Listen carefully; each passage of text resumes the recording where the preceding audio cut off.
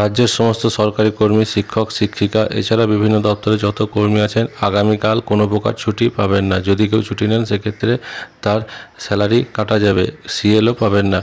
এই মর্মে একটি গুরুত্বপূর্ণ অর্ডার জারি করা হয়েছে 7 তারিখে, দেখে নিন নবান্নর পক্ষ থেকে, যেখানে বলা হচ্ছে যে 9ই জুলাই ওয়েডনেসডে বিভিন্ন ট্রেড ইউনিয়নের ডাকা 24 ঘন্টার যে বন্ধ আছে সেই উপলক্ষে বন্ধ ডাকা হয়েছে এবং তারকে কেন্দ্র করে স্টেট গভর্নমেন্ট অফিস এছাড়া বিভিন্ন স্কুল কলেজ সবই খোলা থাকবে এবং তার জন্য রিপোর্ট প্রেস করতে হবে।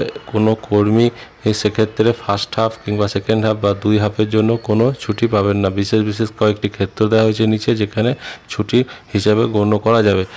যেমন হচ্ছে হসপিটালাইজেশন অফ এমপ্লয়ি, যদি কোনো এমপ্লয়ি হসপিটালে থাকে, এছাড়া বিরিভমেন্ট অফ দ্য ফ্যামিলি অর্থাৎ শোকের কারণে, severe illness and absent continue period of 8 July অর্থাৎ 8ই জুলাই এর আগে থেকে যদি কেউ অসুস্থ থাকেন। এছাড়া নিচে যে 8ই জুলাইয়ের আগে থেকে যদি কোনো কর্মী চাইল্ড কেয়ার লিভ বা ম্যাটারনিটি লিভ বা মেডিকেল লিভ স্যাংশন হয়ে থাকে এবং তিনি কন্টিনিউ প্রসেসে থাকেন।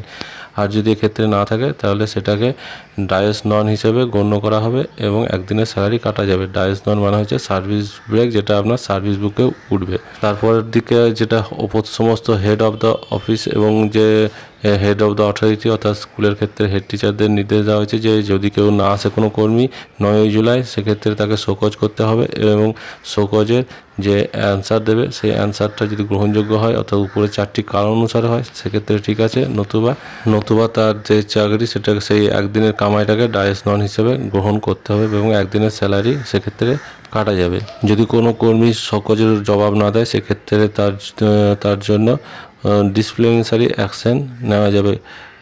আর এই সমস্ত প্রক্রিয়াটা হায়ার অথরিটিকে 31শে জুলাই 2025-এর মধ্যে সম্পূর্ণ করতে হবে।